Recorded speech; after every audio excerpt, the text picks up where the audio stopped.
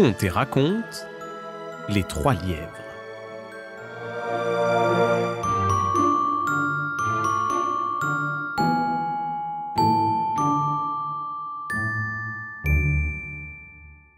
Il était une fois trois lièvres qui vivaient sur une colline.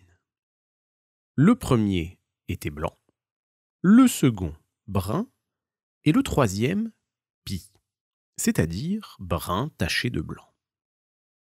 En hiver, ces trois lièvres étaient toujours sur le qui-vive, car les chasseurs avaient l'habitude de parcourir la colline, le fusil sur l'épaule et suivis de leurs chiens.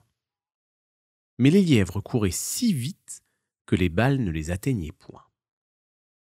C'était naturel parce que le lièvre blanc se sauvait sur la neige, le lièvre brun dans les fourrés roussâtres. Et c'est pourquoi ni le chasseur ni le chien ne pouvaient les distinguer. Mais pour le lièvre pie, le cas était tout autre. Quand il courait sur la neige, sa fourrure brune ressortait et le rendait visible, et quand il détalait dans les fourrés, son poil blanc s'apercevait de très loin.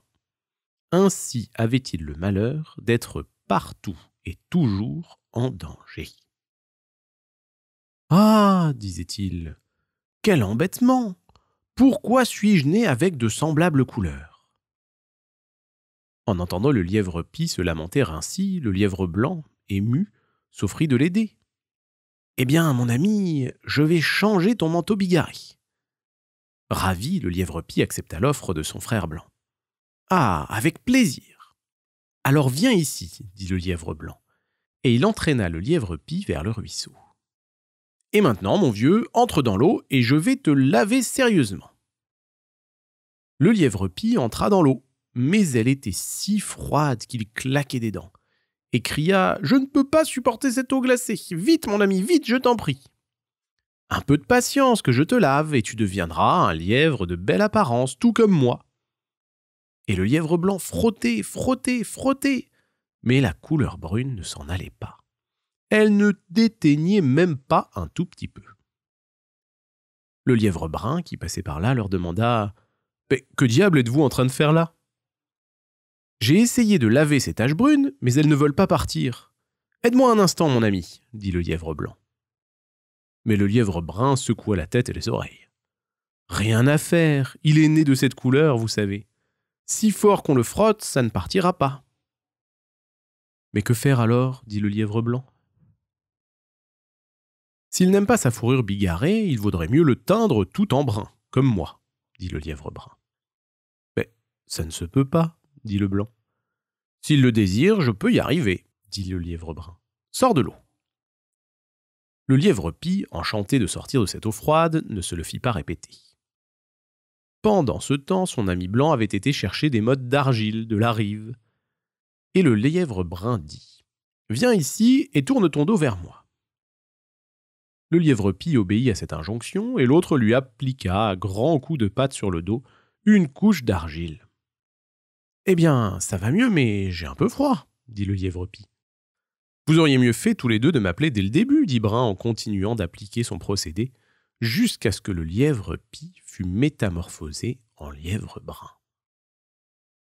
Admirant l'adresse de son frère, le lièvre blanc s'exclama.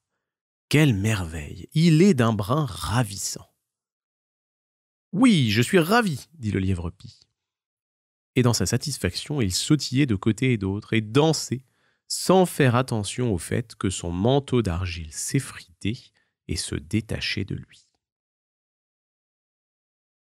Soudain, ils entendirent des chiens aboyer et détalèrent, craignant que ce ne fût le signal de l'arrivée des chasseurs.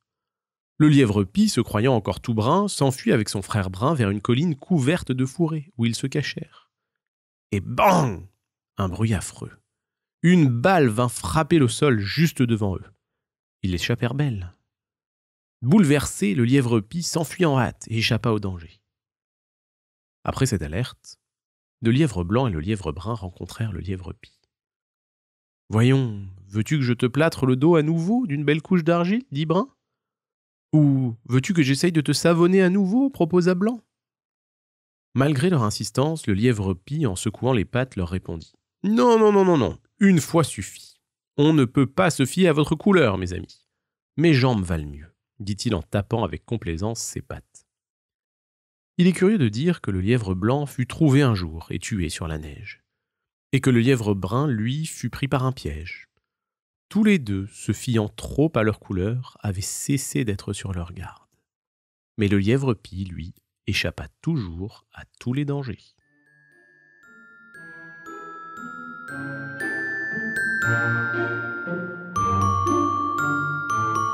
Retrouvez Contes et Racontes sur YouTube et en podcast.